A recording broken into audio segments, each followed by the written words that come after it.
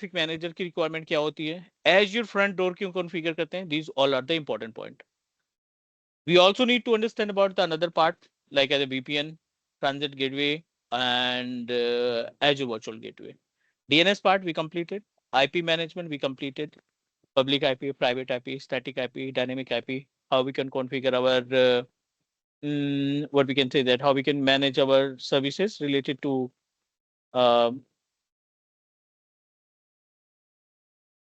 IP address management, fixed IP address कैसे करेंगे, और प्राइवेट DNS, पब्लिक DNS कैसे मैनेज किया जाता है, that we already discussed. Next, we are going to talk about application gateway. This is also important.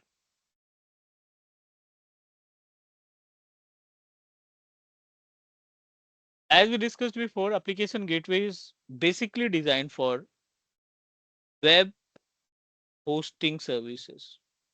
Any kind of web hosting that you are going to perform, आप अपनी website को launch करना चाहते हैं using Azure portal, आप कोई application host करना चाहते हैं, you are going to establish application host करना चाहते हैं, लाइव करना चाहते हैं world wide, definitely the application gateway come into the picture. Prerequisite to configure application gateway, create VNet, add minimum 2 subnets,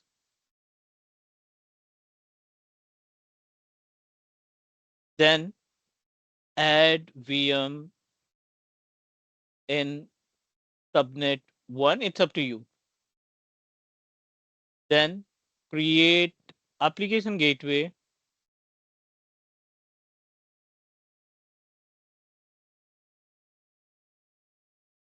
in subnet 2. ये अपने पास 4 prerequisites हैं. बाकी remaining छोटी छोटी prerequisites that you have a much idea about. Add port number 80443 and install IaaS if you are going to establish Windows based machine, और Apache आप configure करेंगे अगर आप Linux का सेटअप करना चाहते हैं तो. Add VMs in app gateway, application gateway में आप अपनी virtual machine को अटैच करेंगे, and then configure the basic settings for app gateway. How it's look like, ये कैसे टास्क परफॉर्म करेगा. We are going to establish VNet. We are going to set up subnet 1,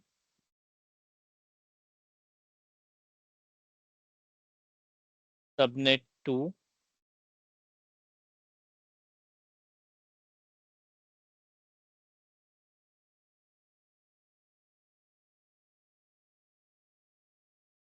for example VNet में हमने 192.168.1.0/25 दे दिया. So we are going to provide a different subnet 192.168.1.0/26, 192.168.64/26. This is VM subnet. So we are going to add virtual machines, number of VMs we can add in this particular subnet, and this subnet is dedicated for application gateway. Lots of security services contained by our app gateway. बहुत सारे components को ये contain करके रखता है. Like we already discussed WAF, Web Application Firewall, जिसमें आप end point को redirect कर सकते हैं to provide a high level of security. ये आपको SSL certificate configure करने का option immediately provide कर देगा. No need to copy the IP address, no need to create a ARIC. Directly आप इसमें domain को add करेंगे and it will give us a dedicated record. अगला जो point है SSL के अलावा you can manage your custom domain. आप अपने domain को directly load balancer यानी application gateway के through live करा सकते हैं. This is the actual work of application gateway in case of theoretical. I hope everyone okay with the concept that the concept or component or prerequisites that we discussed. We are moving ourselves to the portal and show you the all steps that required to configure application gateway. Let me know if you have any question or doubt regarding application gateway.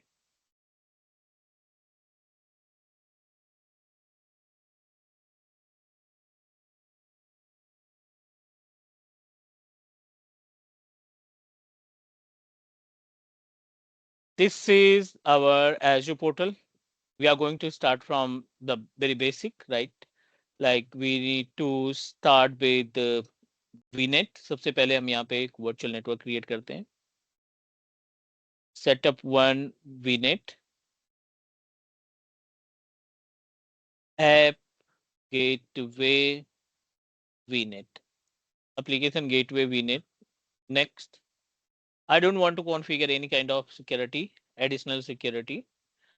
Subnet या CIDR value में we are going to start with /25. यहाँ पे हम mention करने वाले हैं दो subnet. One is for VM subnet.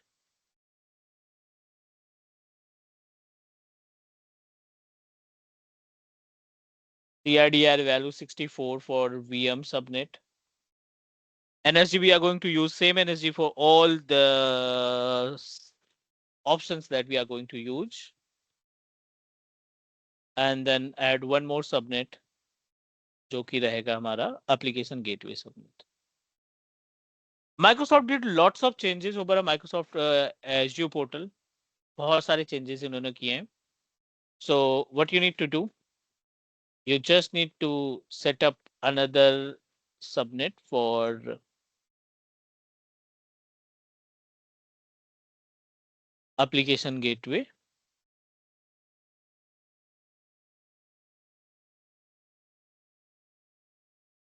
Same 64 IP address I wanted to provide to application gateway as well. दो सबनेट, एक VNet और इसके बाद हम यहाँ पे दो वर्चुअल मशीन एक ही सबनेट में टैग करने वाले हैं. दो वर्चुअल मशीन एक ही सबनेट में अटैच करने वाले हैं.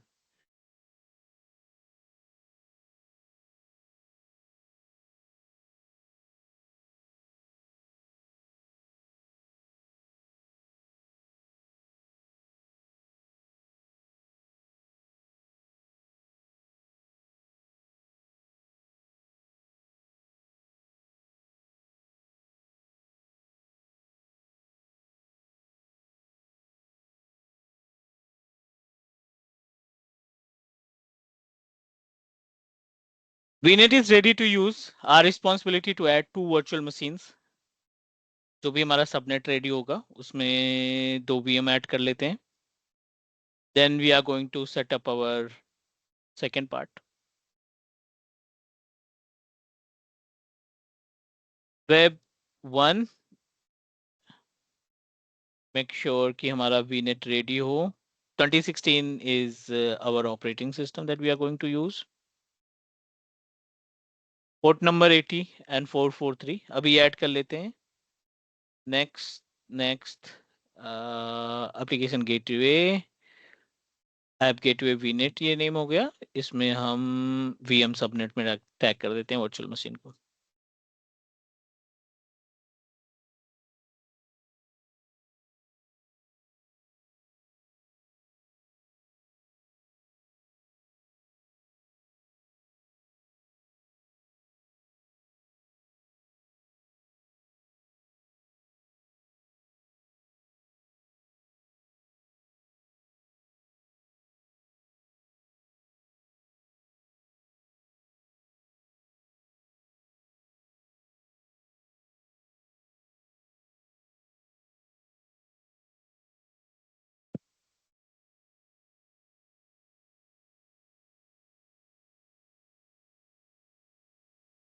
Wait for a few more minutes. Let me add another virtual machine. इसमें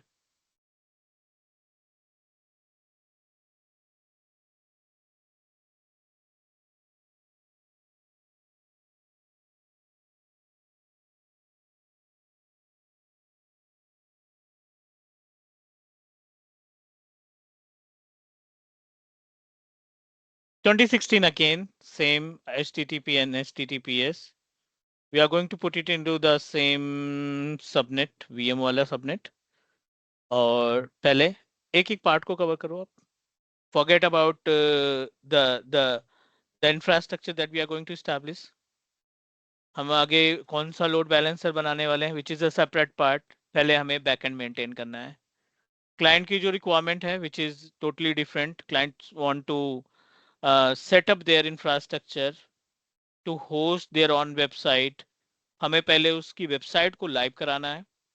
then we are going to manage the traffic वाला पार्ट. उसके बाद फिर हम ट्रैफिक वाला पार्ट मैनेज करेंगे with the help of application gateway.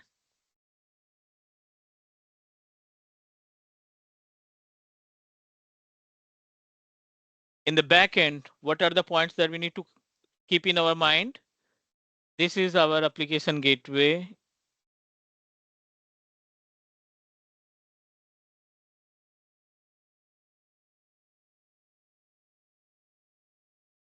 Number of virtual machines you can add in the back end. And number of VMs we can add. It's up to us. आप इसमें BMSS भी लगा सकते हैं. Virtual machine install set requirement के ऊपर depend करता है. The all VMs are directly connected with application gateway. यहाँ पे आपको सर्विस इंस्टॉल करनी है IIS की. यहाँ पे आपको VMs must be in same subnet. Number next, upload website data. जो वेबसाइट का डेटा है उसको अपलोड करेंगे. Allow port number 80, port number 443. That's it. ये पूरी रिक्वायरमेंट है और उसके बाद फिर हम ऐप गेटवे में आएंगे.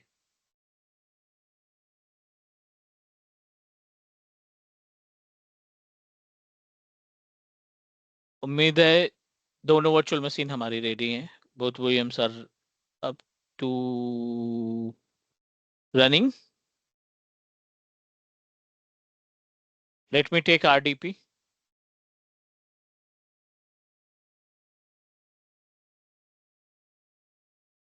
And fulfill the requirement. छोटी सी requirement है, बाकी तो हमने backend में दे दी है. Let's take the RDP and configure dummy website to segregate the access. जब भी हम access करेंगे ना, दोनों segregate होने चाहिए.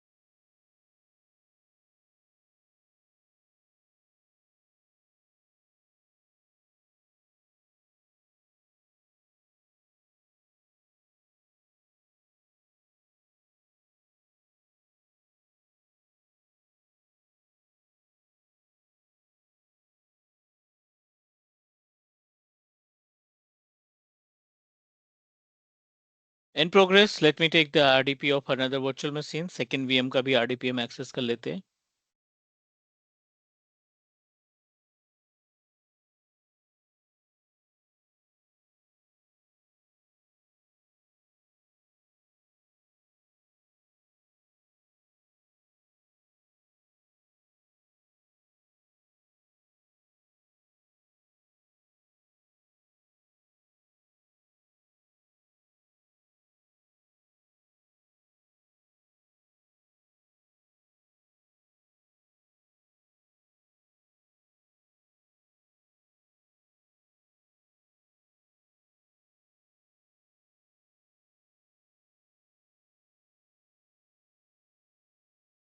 Simple funda again that we already used in normal load balancer.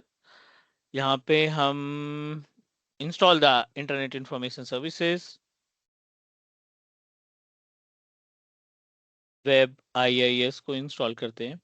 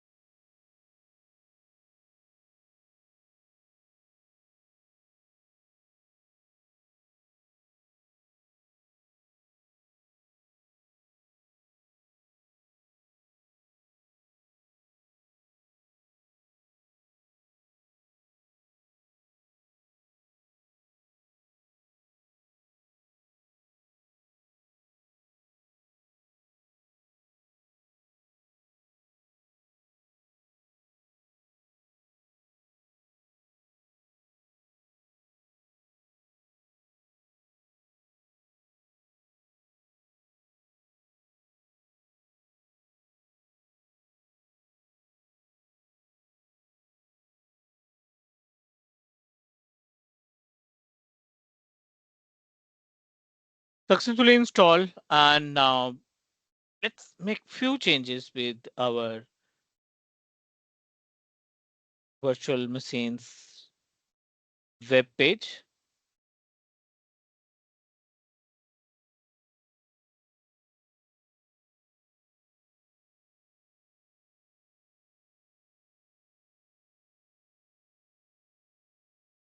This is test web server 1. Only for testing purpose, we need to put a separate details in both the machines.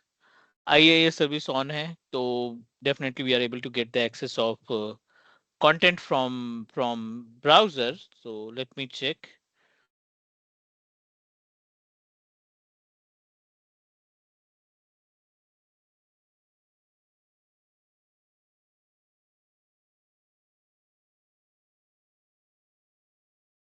This is test web server 1 और इसमें अभी web services in progress है, installation is in progress, so we need to wait for a few more minutes.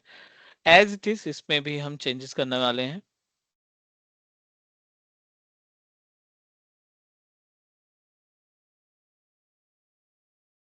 No, open intpub www.root.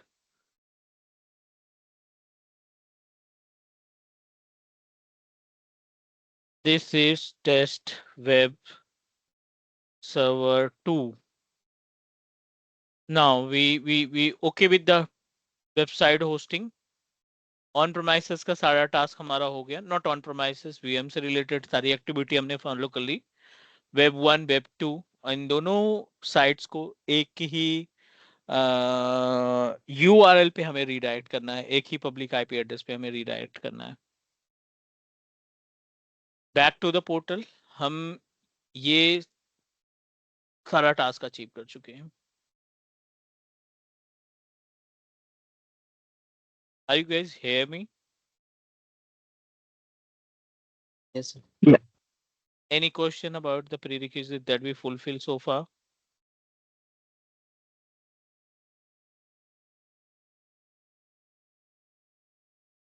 आप exam की तैयारी कर रहे हो या इंटरव्यू की प्रिपरेशन कर रहे हो, कोई प्रोजेक्ट आप हैंडल करने जा रहे हो अपनी कंपनी में, these points are really important for to if you are going to join a new company या न्यू कोई प्रोजेक्ट आपकी कंपनी में है जिसमें एज्योर का टास्क है, LB, VM machines properties management, hosting, backup and restore. These all are considered as a backup, as a backbone for every Azure administrator. ये point खत्म करने के बाद we are going to talk about the VPN. Azure पे networking के case में VPN और load balancer important है. कंप्यूट में VMSS और ऑटो स्केलिंग इंपॉर्टेंट है. बैकअप एंड मॉनिटरिंग में ऑन प्रोमाइसेस डेटा का बैकअप और उसका रिस्टोर इंपॉर्टेंट है. हर एक मॉड्यूल में कुछ ना कुछ प्रोजेक्ट्स अवेलेबल हैं जो कंपनी एक नए इंजीनियर्स को ट्राई करने के लिए different projects provide करती है and engineers need to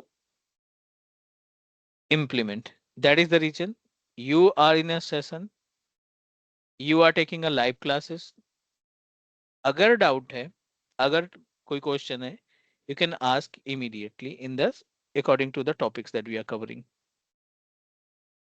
If you feel कि क्लास खत्म हो गई, you are going to prepare yourself, आप नोट्स बना रहे हो वीडियो देख करके, रिकॉर्डिंग्स देख करके, आपको लगता है कि ठीक है ये पंगे हो गए, ये इसमें समझ में नहीं आए, आप उनकी लिस्ट बनाओ। हम अपना कंटेंट जैसे ही कंप्लीट करते हैं, we are going to schedule one Q&A class, 2 घंटे की, 2.5 घंटे की, जो भी होगा, वहां पे सब हम इकट्ठा डिस्कशन करेंगे। बट अभी जो टॉपिक है, आपका पूरा का पूरा फोकस इस करंट टॉपिक पे होना चाहिए जो हम डिस्कस कर रहे हैं। All okay, going back to the main page,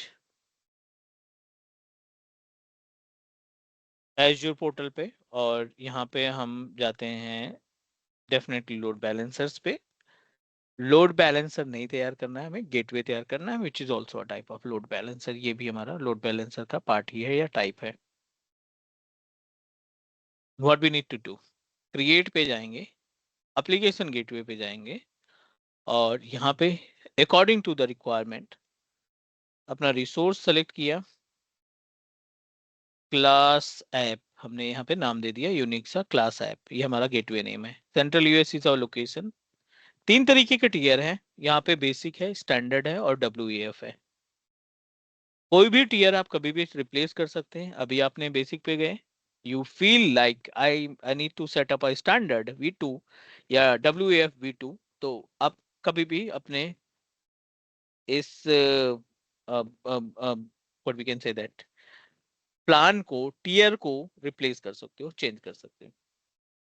tier का मतलब है हर एक टीयर में कुछ ना कुछ यूनिक पार्ट मिलेगा आपको। Unique part in the sense कि अगर आप स्टैंडर्ड 2 पे जाते हैं तो आप अपने एप्लीकेशन गेटवे को WEF, firewall, local firewall, NSG सबसे सिक्योरिटी प्रोवाइड कर सकते हो। WEF 2 पे जाते हो आप, तो पहली सिक्योरिटी रहेगी, पहला सिक्योरिटी ऑप्शन रहेगा WEF प्रोवाइडेड बाय एज्योर, दूसरा रहेगा आपका एज्योर का फायरवॉल, तीसरा रहेगा ऑन प्रीमाइसेस का firewall. If you are going to establish best practice के लिए, we always proceed with the standard V2. We don't have auto scaling, so I'm not going to establish auto scaling. Number of instance को हम खुद से decide करेंगे कि कितने number of instance हम लगा रहे हैं बैकएंड में, 2, 3, 4, 5, 10, 15, वो नंबर आपको देना पड़ेगा। अपने केस में 2 इंस्टेंसेस हैं, मतलब 2 वर्चुअल मशीन है। We are going to put 2 number in our virtual machines, in our web server, और IPv4 पे ही डेफिनेटली जाएगा। HTTP2 activated. अब यहाँ पे हम अपना VNet प्रोवाइड करेंगे। VNet जैसे ही आप असाइन करोगे ना, ये ऑटोमेटिक सबनेट को एक्सेप्ट कर लेगा, जो भी हमारा गेटवे के लिए सबनेट बनाया था, और सारा ट्रैफिक VM सबनेट से इस सबनेट पे आएगा।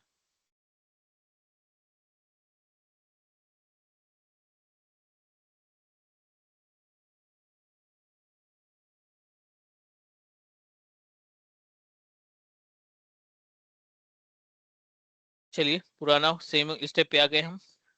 Front end public private both, आपके ऊपर डिपेंड करता है कि आप अपना जो ये सेटअप बना रहे हैं, एक सिर्फ प्राइवेट के लिए, ये सिर्फ ये दोनों के लिए है, या सिर्फ आप पब्लिक के लिए स्टैब्लिश करना चाहते हैं।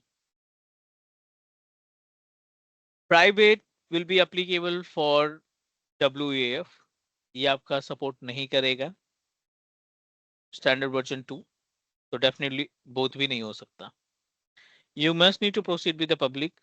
यहाँ पे आप अपनी IP एड्रेस प्रोवाइड करेंगे, जो भी IP एड्रेस है। एक तो हमारे पास ये आ गई पब्लिक वाली IP एड्रेस, और एक, sorry, no no no no, which is the new public IP address that we need to provide.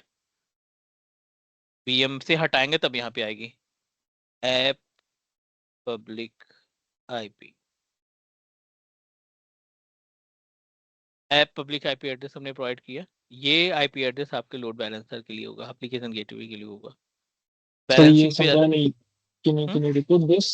What are these three types and ये आईपी कौन सा रहेगा? no, we are trying to set up our application gateway for worldwide, public किया ना हमने यहाँ पे। हम्म। तो अब जो वीएम की आईपी है, we are not going to take virtual machines IP address, हम अपने एप्लीकेशन गेटवे की आईपी एड्रेस को प्रीफर करेंगे। राइट। जब कोई डोमेन हमें कॉन्फ़िगर होगा, teachmecloud.net, abc.com, वो डोमेन को हम इस पब्लिक आईपी एड्रेस पे ऐड करेंगे, मैप करेंगे, जब मैप भी हमें करेंगे, वर्ल्ड वाइड राइट। चाहिए, है ना। राइट, एंड बैकएंड में वो वीएम्स के आईपी लगेंगे। अगर हमें इंडिविजुअल वीएम का आरडीपी चाहिए तो उसकी पब्लिक आईपी एड्रेस यूज करेंगे, या बट अगर हमें वेबसाइट चाहिए तो हम अपने लोड बैलेंसर की आईपी एड्रेस को एक्सेस करेंगे। Got it. ओके। या and this private will come in, like वो कब पिक्चर में आएगा, प्राइवेट या बोथ, ये ऑप्शन कौन से lots of यूज केस में lots होंगे? of lots of sites that organization need to establish for within the premises, like company ने अपना एक साइट लोकल और कर रखा है, लोकल स्टैब्लिश कर रखा है, like to download the salary slip वगैरह, पे स्लिप डाउनलोड करने के लिए they establish within the environment, right, within the infrastructure उन्होंने स्टैब्लिश कर रखा है। And second important part, they don't want to allow anyone to access our site from outside the network, क्योंकि उस पे हमने कुछ डेटाबेस स्टैब्लिश कर रखे हैं जो ऑर्गेनाइजेशन या एम्प्लॉयज की इंफॉर्मेशन को कंटेन करके रखता है। अगर किसी भी क्लाइंट एम्प्लॉय को वो वेबसाइट एक्सेस करना है तो उसको ऑफिस का नेटवर्क इस्तेमाल करना पड़ेगा due to reason of security. कुछ साइट ऐसी हैं जो ऑर्गेनाइजेशन के लिए अलग फोल्डर पे रीडायरेक्ट करती हैं और पब्लिक के लिए अलग रीडायरेक्ट करती हैं। पब्लिक पे अगर कोई एक्सेस कर रहा है तो उसको यूजर आईडी पासवर्ड की जरूरत पड़ती है, प्राइवेट पे जो एक्सेस कर रहा है उसको कोई यूजर आईडी पासवर्ड की जरूरत नहीं है। SSO will allow them to get the access of data, तो बोथ में आ जाएगा, बोथ की कैटेगरी में आ जाएगा, राइट। लेकिन private will help us to establish जब आपने सिलेक्शन किया है WAF वर्जन 2 का, अगर आपका टीयर WAF वर्जन 2 है, then it will be applicable, then you can access it directly, right. Normal load balancer में, बेसिक में और स्टैंडर्ड वर्जन 2 में प्राइवेट अलाउ नहीं है। This is all about this front end diagram. Okay. अगला point है back end pool. So as per the name suggest, पहले भी हमने डिस्कस किया था बैक एंड पूल के बारे में। दिस इज द प्लेस जहां से आप अपने सोर्स को ऐड करने का काम करते हैं। द मीनिंग ऑफ सोर्स यहाँ पे हम बात कर रहे हैं होस्टिंग प्रोवाइडर। आप वीएम से होस्ट को कॉन्फ़िगर कर सकते हो, सॉरी वर्चुअल मशीन से अपनी वेबसाइट लगा सकते हो। एप्लीकेशन एज्योर वेब ऐप से आप होस्टिंग कर सकते हो, आपके ऊपर डिपेंड करता है। एज्योर वेब एप्लीकेशन भी आपकी मदद करेगा होस्टिंग के लिए। आपने लिनक्स बना रखा है, आपने विंडोज बना रखा है, XYZ वर्जन, कोई भी ऑपरेटिंग सिस्टम आपने स्टैब्लिश कर रखा है, होस्टिंग का मेथड कोई भी हो, आपने ब्लॉब स्टोरेज से होस्टिंग कर रखा है, कोई भी मेथड हो, स्टैटिक आईपी एड्रेस, ये वो प्लेस देगा, ये वो ऑप्शन देगा जहां से आप अपनी होस्टिंग को एक्सेस करेंगे, जिस जहां से आप अपनी वेबसाइट का सोर्स अलाउ करोगे। I am going to add backend pool. ये आपसे प्लान पूछेगा, where is your website is running currently, VM web for identification. Target तो देना ही पड़ेगा, टारगेट देंगे वर्चुअल मशीन्स। कितनी वर्चुअल मशीन है, एक ये है, फिर दूसरी वर्चुअल मशीन कहाँ पे है,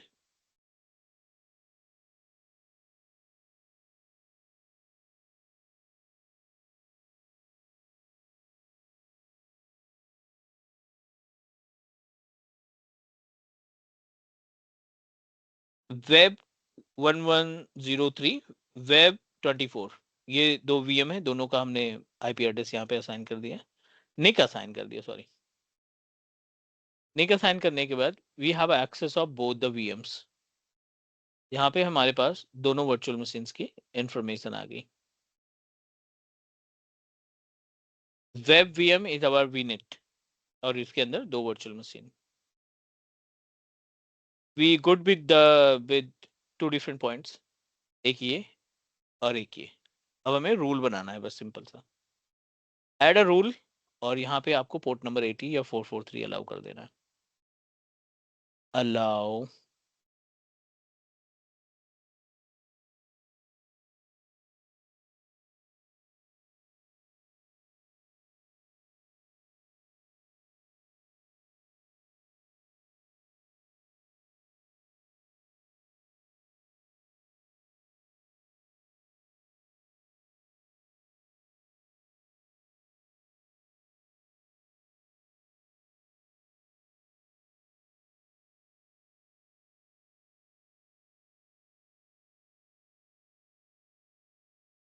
priority less will be applicable, तो आप यहाँ पे प्रायोरिटी मेंशन कर सकते हैं।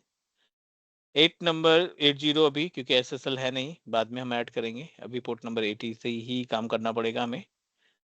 No need to do anything. अगर आपको कोई बैड गेटवे या फोरबिडन 403 का एरर देना है, तो आपको एक HTML की फाइल यहाँ पे उसका पाथ प्रोवाइड करना पड़ेगा, उसका URL प्रोवाइड करना पड़ेगा, जिससे अगर आपकी वेबसाइट रीडायरेक्ट नहीं करती तो कम से कम कस्टमर को मालूम पड़ जाए कि हमारा हमारा सिस्टम जो है वहां तक रीच कर रहा है वेबसाइट प्रोवाइडर के पास, बट टेक्निकल इश्यूज की वजह से we are not able to get content. तो आप यहां से कॉपी पेस्ट कर सकते हैं। Not required, I am not going to do that. ये लिसनर्स हो गया। लिसनर क्या होता है? जो फ्रंट पे इंट्रोड्यूस करता है आपके सर्वर को। और एक है backend target. Backend target authorise करता है आपके वर्चुअल मशीन से डेटा को कलेक्ट करने के लिए। बैकएंड पूल सेलेक्ट किया आपने और यहाँ पे आपको एक बैकएंड की सेटिंग देनी पड़ेगी, और बैकएंड की सेटिंग में सिर्फ आपको अलाउ करना हो port number. No need to do anything, कोई भी अदर एक्टिविटी देने की जरूरत नहीं है। पोर्ट नंबर 80 को हमने ऐड किया। Listeners to distribute your data, backend target to authorize external people to get the access of your website data। छोटी छोटी चीजें हैं, बट इंटरव्यू के टाइम पे, एग्जामिनेशन के टाइम पे ये that will definitely help you a lot। no need to do anything, add किया हमने यहाँ पे 1 2 3, तीनों सर्विसेज हमारी ऑलमोस्ट डन है।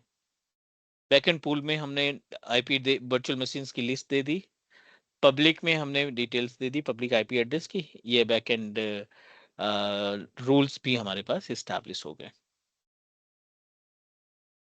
Any question related to these three different points, because these points will definitely help us to understand about the concept of any kind of load balancer, not only the application gateway, सारे load balancer में ये option आपको मिलेगा।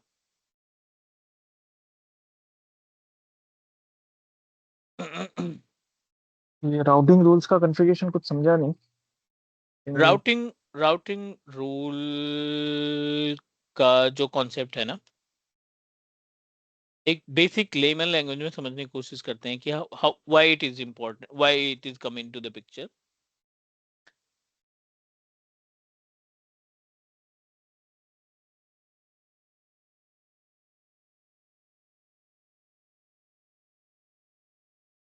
Routing rule in application gateway या load balancer, कहीं पे भी rule आप लगा रहे हैं, कंपेयर करते हैं।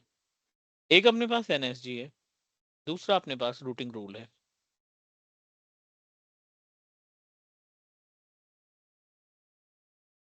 Network security group is applicable for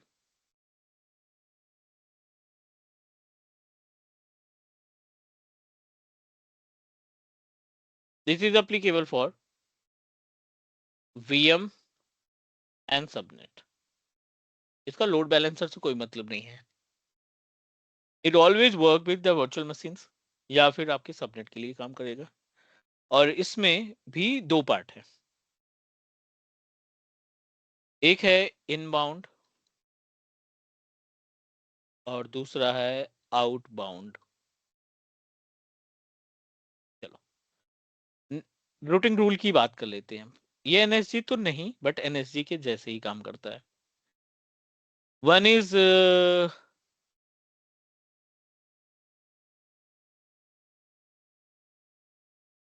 listener rule and another is backend rule।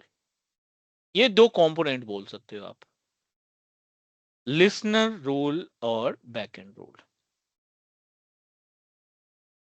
ये आपका एलबी हो गया, ये आपकी वीएम्स हो गई, या वेब सर्वर्स बोल सकते हैं, जो डायरेक्टली एलबी को या ऐप गेटवे को कनेक्टेड है। यहाँ पे जो हम रूल लगा रहे हैं रूटिंग का, जो लिसनर्स हैं वो आपका फ्रंट पे काम करता है।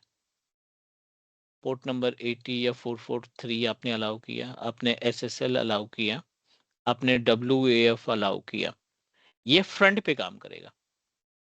मींस अगर कोई कस्टमर आपकी साइट को ओपन कर रहा है, आप ये कोई नॉर्मल यूजर है मोबाइल से या टैबलेट से या सिस्टम से, वो आपकी वेबसाइट को हिट कर रहा है और आपकी वेबसाइट का एक यूआरएल है which is maybe teachmecloud.net। अब ये उनके लिए यूआरएल बनेगा, कस्टमर्स के लिए जो हमारी साइट्स को ओपन करना चाहते हैं। यहां से हमने ओपन किया, यहां से ओपन किया, ये सबसे पहले इस लिसनर वाले रूल को फॉलो करेगा, क्योंकि हमें चाहिए security. I don't want to introduce, या कोई भी ई कॉमर्स वेबसाइट किसी को भी इंट्रोड्यूस नहीं करेगा, किसी को इंटरटेन नहीं करेगा normally.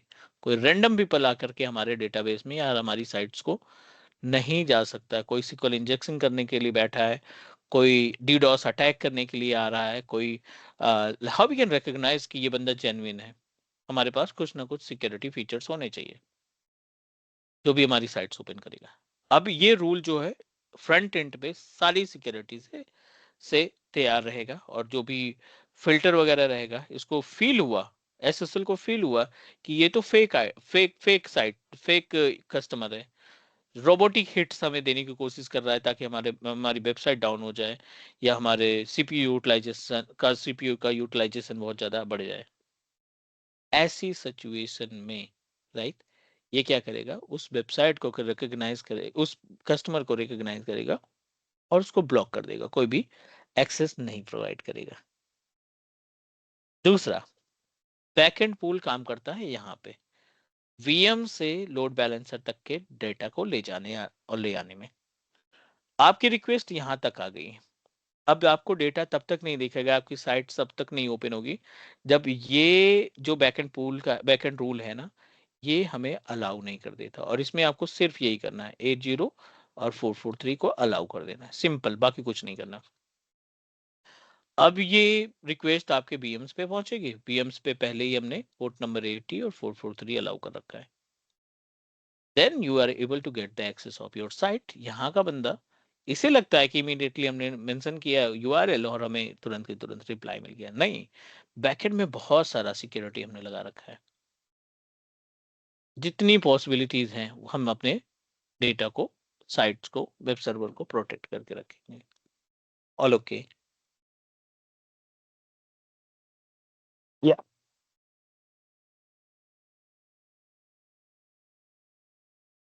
I think we good with that, let me proceed for the next. Final result पे देखते हैं क्या है। टैग्स नहीं चाहिए हमें, last review and create.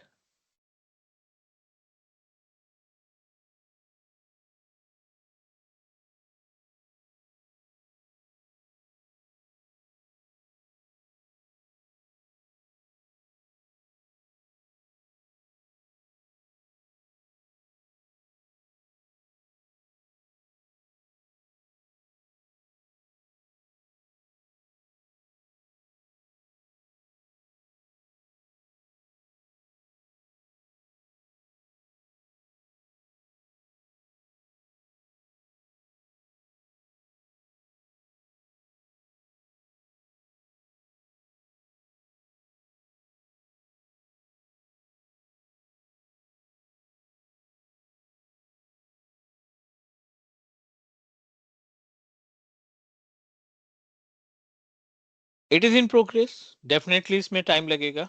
Meanwhile, uh,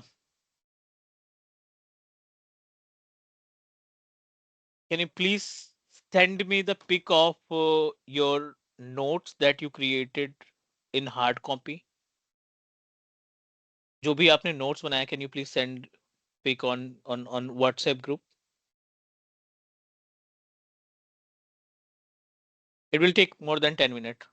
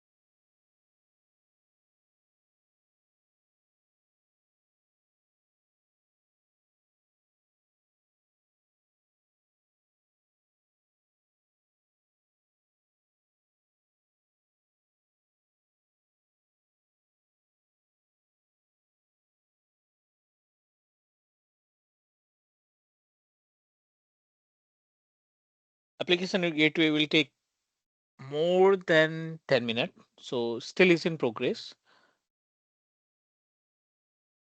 4 minute, we need to wait up to 5 to 7 minutes more.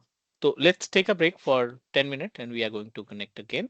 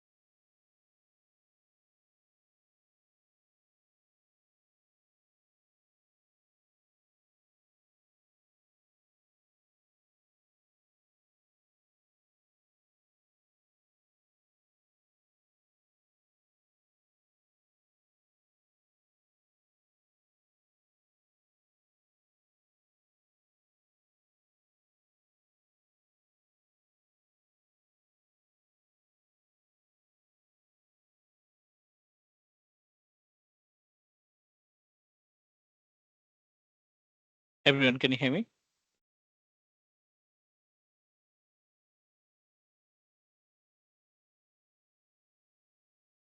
Hello.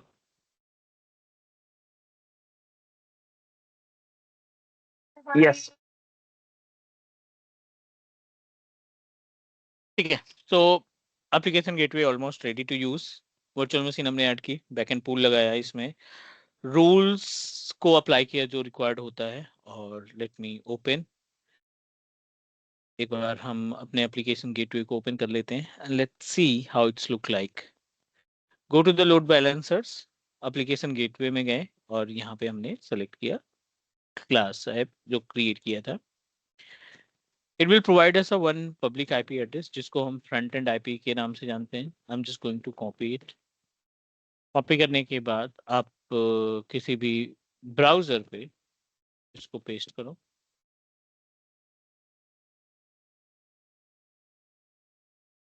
अभी जो रिक्वेस्ट आ रही है, मतलब हमारी जो रिक्वेस्ट पहुंच रही है वो वेब सर्वर 2 हैंडल कर रहा है. बट अगर हम इस पे वर्कलोड देते हैं तो ये कभी वेब सर्वर 1 पे जाएगा, कभी वेब सर्वर 2 पे जाएगा, राइट? इस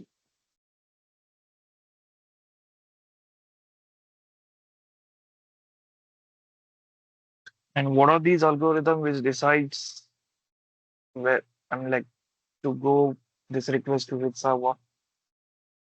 Do we configure these anywhere or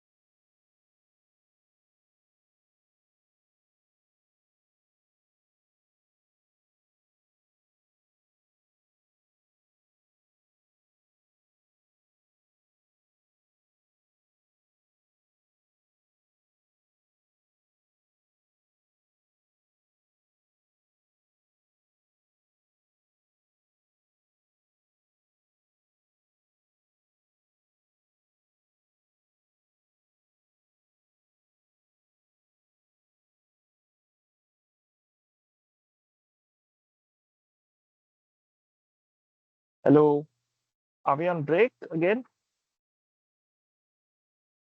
Hello, can you hear me? Yeah. No, we are not on break. Mm-hmm. तो मैं पूछा था मैं like what what algorithm or what setting it defines where I'm like The this load request bal should go to which backend server? Okay, the load balancer you're talking about. Yeah, for this application gateway. ठीक है, जो algorithm है application gateway का, azure application gateway का, ठीक है, Mm-hmm. that always preferred with round robin. Okay. So by default they are configured with round robin. Exactly. And what happens if like one of the servers becomes unhealthy? The server become unhealthy from backend you're talking about. Yeah, yeah. ठीक है, definitely जो पूरा का पूरा traffic होगा, Mm-hmm. वो पूरा का पूरा ट्रैफिक आपके अवेलेबल सर्वर पे जाना स्टार्ट हो जाएगा. Okay. मान लीजिए आपने दो सर्वर लगाए बैकएंड में. Mm-hmm. We established two different servers in the backend, and both the servers are directly connected to the LB. अब कस्टमर जो है अपनी तरफ से वेबसाइट को एक्सेस करने की कोशिश कर रहा है. You are going to access your site from the load balancer, from the application gateway. So ऐसी सिचुएशन में it will always divide the workload to the number of servers which are available on the in the backend. एक दो तीन चार पांच जितने भी server हैं सबको बराबर से लोड बैलेंसर डिवाइड कर देगा. इतने परसेंट वर्कलोड इसको, इतने परसेंट वर्कलोड इसको, इतने परसेंट वर्कलोड इसको. 50 यूजर एक समय में आपकी वेबसाइट एक्सेस कर रहे हैं at a same time. Okay. अब आपकी जो रिक्वेस्ट आएगी, load balancer immediately, right, LB will immediately redirect the settings, redirect the request to all the servers one by one. 5 बंदों ने रिक्वेस्ट की, पहला पहले पे, दूसरा दूसरे पे, तीसरा तीसरे पे, पांचवा पांचवे पे, छठा फिर से पहले पे आ जाएगा, सातवां दूसरे पे, लाइक दैट. ऐसे करके ये क्या करेगा, बैलेंस को मेंटेन करता रहेगा. इसका बेनिफिट है, बेनिफिट ये है कि वेबसाइट की स्पीड आपकी मेंटेन रहेगी, पहला.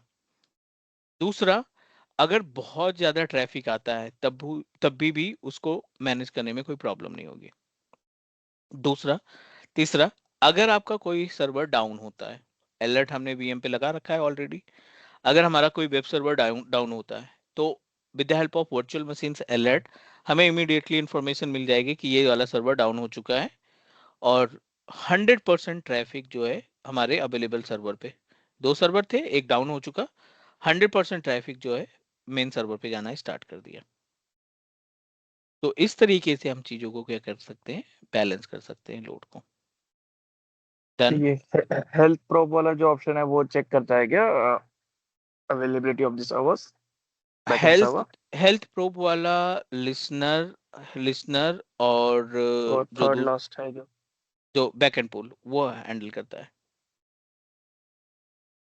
ये इसमें दो चीजें मिलेगी ना, यहाँ पे आपका क्या रहेगा, हेल्थ प्रोब के अंदर आप अपने अकॉर्डिंग रूल्स को एस्टैब्लिश कर सकते हैं मॉनिटरिंग पर्पज के लिए. इसमें हम लोग लोड बैलेंसर को हम लोग ऐसा कुछ मतलब 60-40 या फिर 70-30 ऐसा कुछ डिफाइन कर सकते हैं, जैसे हम लोग फायरवॉल के केस में लोड बैलेंसर में करते हैं. जो मतलब नहीं 60% ट्रैफिक मेरा प्राइमरी सर्वर पे जाना है, 40% सेकेंडरी सर्वर पे जाना है. नहीं नहीं, इस पे Yes. नहीं है. ये ऑप्शन सिर्फ इसमें आपको मिलेगा, इक्वली जाएगा. इसमें इक्वली जाएगा, राउंड रोबिन के केस में जाएगा. आप इसका ऑप्शन ये केवल एल्गोरिथम में जो है decide the workload according to the percentage, ये पॉसिबिलिटी है आपके एज्योर ट्रैफिक मैनेजर में, बाकी में नहीं.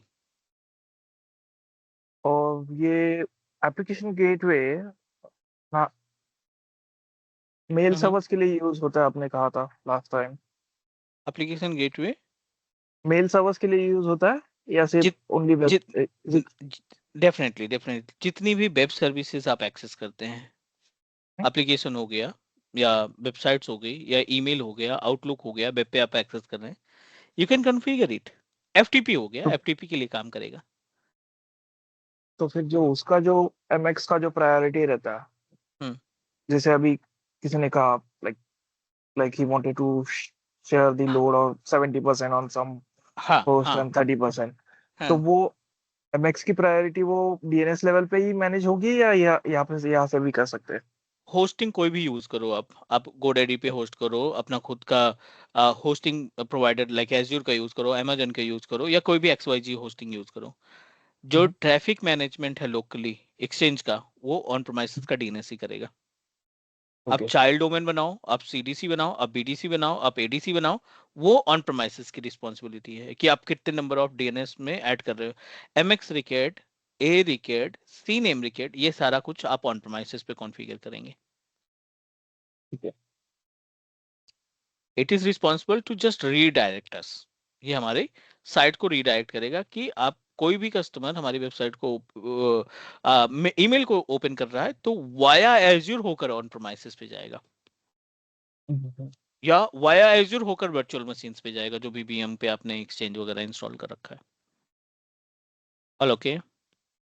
Yeah. Are we going to check all these left-hand side options or? Important point, definitely we are going to discuss। Okay. Yeah. important है हमारे लिए because sometime you need to take care of all the things। Starting के कुछ option जो हैं common है, जितनी भी सर्विसेज आप यूज करोगे, एक्टिविटी लॉग्स की बात करें, ओवरव्यू की बात करें, तो ये कॉमन है, सभी सर्विसेज में आपको देखने को मिलेगा। It will Right. Give you more information. Overview में आपको अपना रिसोर्स ग्रुप, अपना सब्सक्रिप्शन, अपनी सब्सक्रिप्शन की ID, नंबर ऑफ टेयर्स आपने कौन सा यूज किया, अवेलेबिलिटी जोन क्या है, फ्रंट एंड IP क्या है, और कौन सा VNet आपने इस्तेमाल किया है। एक्टिविटी लॉग में, राइट, एक्टिविटी लॉग में आप मैट्रिक्स जनरेट कर सकते हैं। एक्टिविटी लॉग के केस में it will give us option, जो भी कुछ चेंजेस आप बैकएंड में करोगे, एक्टिविटी लॉग जो भी चेंजेस आप करोगे, VM हटाई, ऐड की, टर्न ऑफ किया, टर्न ऑन किया, डिस्कनेक्ट किया, कनेक्ट किया, सारे लॉग्स आपको यहाँ पे मिलते जाएंगे। तो कहीं ना कहीं ये हमारे ट्रबल शूटिंग के पॉइंट पे हेल्प करेगा कि अगर VM डाउन हुई तो कब डाउन हुई, किस वजह से डाउन हुई, वो लॉग्स वगैरह हम निकालेंगे पहले यहाँ से, फिर उस मशीन के इवेंट व्यूअर से, ताकि हम एग्जैक्ट बता सके रीजन कि हमारा सर्वर डाउन क्यों हुआ था। CPU यूटिलाइजेशन बढ़ा था, प्रोसेसर यूटिलाइजेशन बढ़ा था, या और कोई एक्टिविटी हुई थी बैकएंड में, ठीक है ना। IAM is basically applicable for RBAC that we already discussed। Tag हमारा आइडेंटिफिकेशन के लिए रहता है। Diagnose and solve problem is a help and support.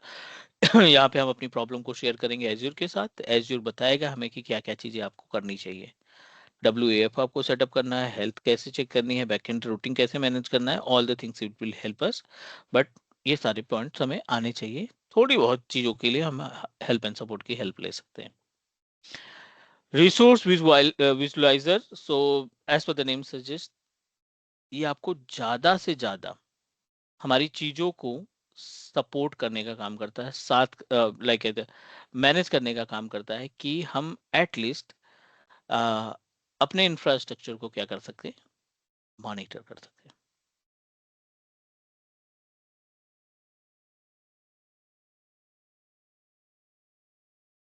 एक एक पॉइंट पे आप डायरेक्टली इस पे डायरेक्टली ओपन करके उसकी सेटिंग्स पे जा सकते हैं।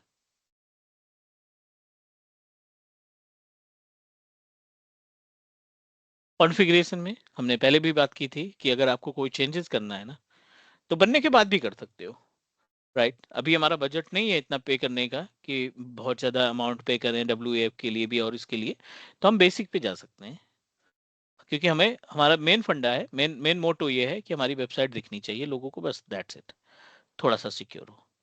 WAF हाई लेवल सिक्योरिटी है तो डेफिनेटली इसका चार्जेस भी ज़्यादा रहता है, but you can change it any time. Auto scaling basic plan में नहीं इन्वॉल्व है। ऑटो स्केलिंग के लिए आपको स्टैंडर्ड V2 या WAF V2 में जाना ही पड़ेगा। ऑटो स्केलिंग क्या है, अभी हमने मैनुअल सेलेक्ट किया है, 125 मशीन्स आप लगा सकते हैं इसमें maximum eight a same time, but unfortunately manually. लेकिन यहीं पे अगर हम बात करें, यहीं पे अगर हम बात करें अगले पॉइंट की, ऑटो स्केलिंग में, तो आपको मिनिमम और मैक्सिमम लिमिट देनी पड़ेगी। कुछ भी हो जाए, CPU यूटिलाइजेशन हमारा हो जाए 10%, 5%, कोई काम नहीं वर्चुअल मशीन्स का, 2 VM हमेशा हमारे पास अवेलेबल रहेंगी। मैक्सिमम बिजनेस के अकॉर्डिंग डिसाइड होता है कि आपका कोई कोई कोई सेल चला दिया आपने जहाँ पे ट्रैफिक बहुत ज्यादा आ रहा है and we need to take care all the customers, तो ऑटो स्केलिंग में 10 मशीनें बहुत ज्यादा हो जाती हैं। मतलब जब आप लाखों में हिट्स आती हैं आपके वेबसाइट पे एक दिन में, लाखों में हिट्स आ रही हैं, 2 लाख 2.5 लाख 3 लाख हिट्स आ रही हैं आपके वेबसाइट पे दिन भर में पूरे, तो उस केस में हमें 10 मशीनें एटलीस्ट बैकएंड में तैयार रखना है, रेडी रखना है। जब भी जरूरत पड़े वो वर्चुअल मशीन हमारी हेल्प करेंगी टू बैलेंस द वर्कलोड। भाई ये auto scaling of backend virtual machine है या एप्लीकेशन गेटवे का है? तो नहीं ऑटो नहीं, स्केल में बैकएंड वर्चुअल मशीन ऐड होंगे या गेटवे नया ऐड हो जाएगा? जैसे देखो अभी लोड बैलेंसर में आई थिंक ऑटो स्केलिंग का पार्ट हमने नहीं डिस्कस किया था, ठीक है ना। उसका रीजन ये था कि वहां पे हमने क्या यूज किया था, डिफॉल्ट सबनेट, और डिफॉल्ट सबनेट और डिफॉल्ट वीनेट में भी हमने अलाउ कर दिया था कि you can access your virtual machine from load balancer. ये वीएम आपकी एक्चुअल वर्चुअल मशीन में जाके ऐड होंगी, जो वर्चुअल मशीन का पैनल होगा वहां पे ऐड होंगी। लेकिन ओके। इंपॉर्टेंट इंपॉर्टेंट पार्ट ये है, ये क्लोन तो क्लोन क्या सारी सर्विसेज वही रहेंगी जो आपकी एग्जिस्टिंग वर्चुअल मशीन है। हम्म। अगर उसमें पोर्ट नंबर 88 है, पोर्ट पोर्ट 3 ऐड है, उसमें आईएएस इंस्टॉल है, उसमें सर्विसेज इंस्टॉल है, तो सारी चीजें एज इट इज करके क्रिएट कर देगा virtual machine.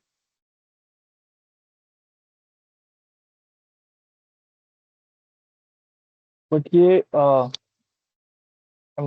is this part of that elasticity feature on a no no virtual machine site? No no no, elasticity is a separate part.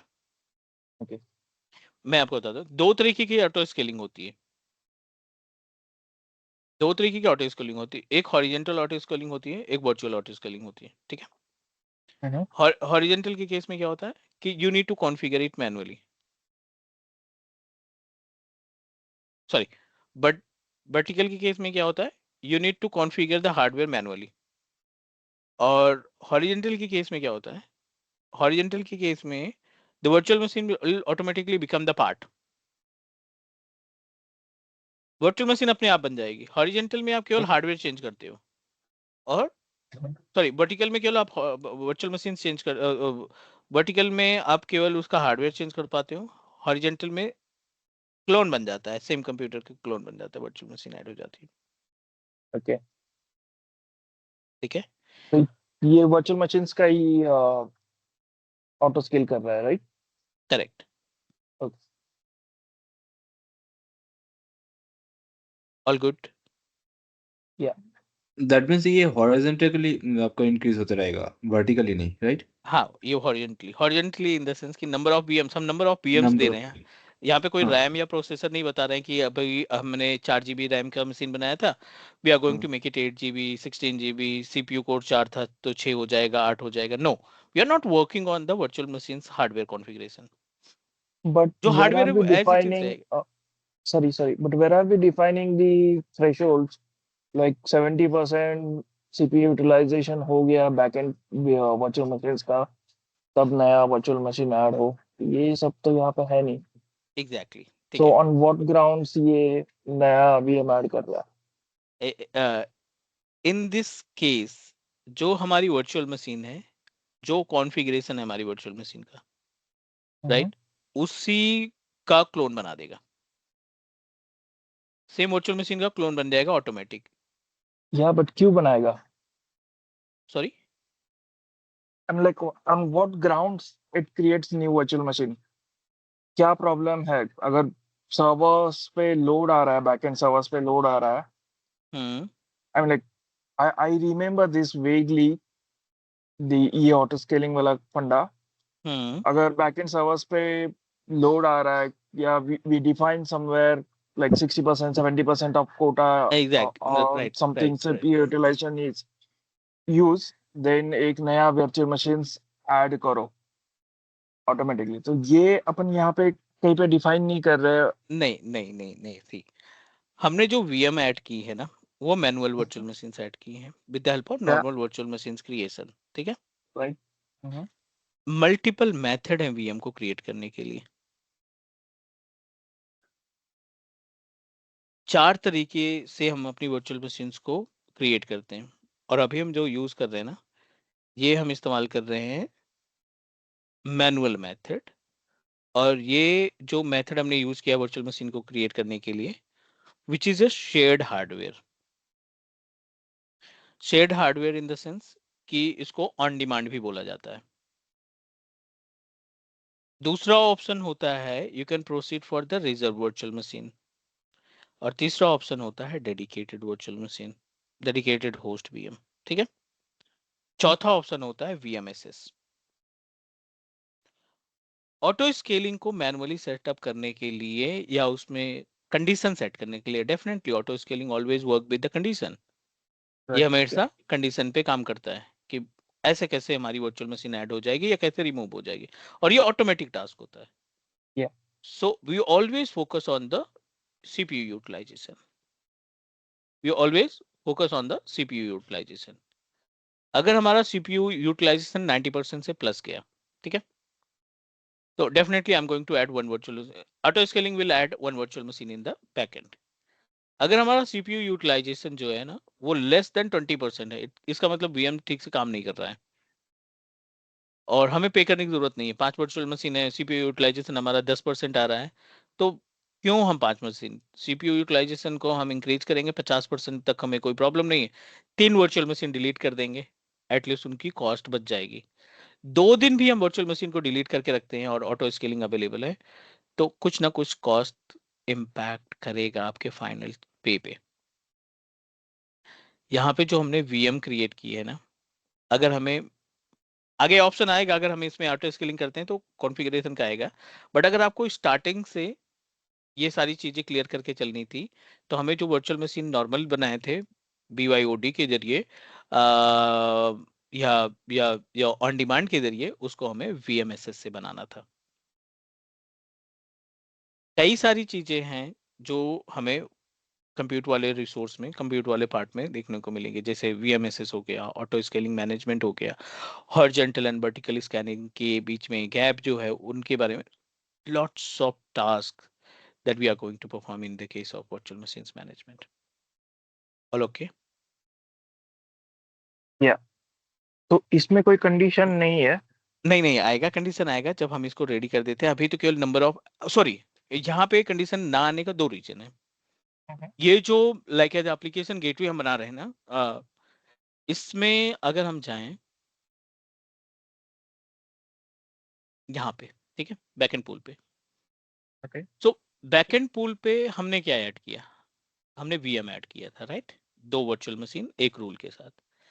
लेकिन ये हमें और भी सर्विसेज ऐड करने का ऑप्शन दे रहा है। मतलब अगर आपने प्लान किया कि अपनी सर्विसेज को, अपनी वेबसाइट को VM से नहीं होस्ट करना है, आपको एप्लीकेशन से होस्ट करना है, पैस सर्विसेज से,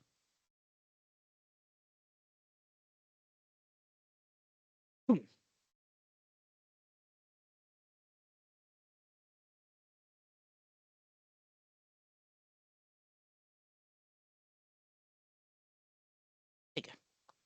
अगर आपने अपनी वेबसाइट को इस वाली सर्विस के थ्रू होस्ट किया होता, प्रॉब्लम यहाँ पे क्या है ना, यहाँ पे VM नहीं मिलती, यहाँ पे वर्चुअल मशीन नहीं मिलेगी। पैस सर्विस में एज्योर बोलेगा आप प्लान बताओ, आप इन्वेस्ट करने, आप अपना बजट बताओ, यू आर रेडी टू पे 5,000 per month, 10,000 per month, 20,000 per month, 50,000 per month, हम आपको ऐसा सेटअप प्रोवाइड करेंगे। We are not going to allow you to access virtual machine, but जो रिक्वायरमेंट होती है होस्टिंग की वो हम आपको प्रोवाइड करेंगे। I hope you know about the WordPress. Yeah. यहाँ से वर्डप्रेस बना लेते हैं हम बिना वर्चुअल मशीन के, it will not give you any virtual machine, यहाँ पे वर्डप्रेस की सर्वर बना लेंगे। अब जब हम वर्डप्रेस का सर्वर क्रिएट करते हैं या अपने ऐप सर्विसेज के थ्रू .NET PHP वाली वेबसाइट क्रिएट करते हैं बिना वर्चुअल मशीन के, उसमें भी आपका ऑटो स्केलिंग ये एप्लीकेबल होगा। ये जो ऑटो स्केलिंग है ना, उसके लिए भी एप्लीकेबल होगा। इट मींस दैट ये जो ऑटो स्केलिंग का कॉन्सेप्ट है, it is always managed by, you can say that, application gateway by self. Okay. अगर आप ऑटो स्केलिंग स्टैब्लिश कर रहे हो with the help of manual step, तब आपको VMSS की हेल्प लेनी पड़ेगी, वर्चुअल मशीन स्केलसेट की हेल्प लेनी पड़ेगी। वहां पे आप जैसा भी डिसाइड करना चाहते हैं, जिस तरीके से आप टास्क परफॉर्म करना चाहते हैं, यू कैन डू दैट। अभी 2 VM मिनिमम और 10 virtual machine maximum. Got it. तो ये अभी ये इसमें Azure ही डिसाइड करता है on what condition the new backend virtual machine or web app that should be created. Exactly क्योंकि यहाँ Okay. पे तो VM में तो हम CPU यूटिलाइजेशन का समझ पा रहे हैं, बट Yeah, वेब ऐप में तो VM ही नहीं है हमारे पास ना। Yeah. So that is the reason application will decide कि कौन सा एल्गोरिथम हमें लगाना है। क्लियर? तो इसमें स्केल डाउन भी होगा अगर ट्रैफिक कम आ रहा है तो, या फिर हाँ से अब मैं एग्जैक्टली अपने अकॉर्डिंग मैनेज करेगा। अब आप अलर्ट लगाओगे ना, ये सब तो ठीक है, ये नॉर्मल चीजें हैं, ये सेटिंग है। हम इसमें अलर्ट लगाएंगे, ठीक है? अलर्ट में मैट्रिक्स डिसाइड करेंगे, रूल डिसाइड करेंगे। अच्छा ये होगा तो ये हो जाए, अगर ऐसी सिचुएशन आती है तो हम इसको हटा देंगे। The rule, the alerts that we need to configure with every services, not only the load balancer या application gateway। आप एक छोटी सी VM, एक स्टोरेज भी बनाते हो, एक अपने शेयर स्टोरेज बनाते हो, फाइल शेयर बनाते हो, ब्लॉब बनाते हो, हर जगह पे अलर्ट मिलेगा आपको। तो ये एक्चुअली मिक्स है ये, मतलब एज्योर एडमिनिस्ट्रेटर क्यों कहलाएगा, जब बंदे ने पांचों मॉड्यूल कंप्लीट किए हैं ना। यहाँ पे हम इसको नहीं इन्वॉल्व करना चाहते थे, क्योंकि डेडिकेटेड जब हम अपने पार्ट को कंप्लीट करेंगे ना लास्ट वाले फाइनल वाले मॉड्यूल में, तब आपको आइडिया लगेगा कि अच्छा this is the value of alert. We are going to talk about the alert monitoring logs, और एक कौन सा है जिसमें अलर्ट को हम कंटेन करके रखते हैं, लॉग्स को कंटेन करके रखते हैं ना, बुक करके समथिंग, रन बुक कुछ आता है, उसके साथ हम अपनी सर्विसेज को एसोसिएट करेंगे, ताकि एक सिंगल क्लिक पे आपको पूरा इंफ्रास्ट्रक्चर का जो है सेटअप आपके पास आ जाए। Clear? Hello? Yes. This is all about, इसमें कुछ पॉइंट्स हैं that we are going to discuss, क्योंकि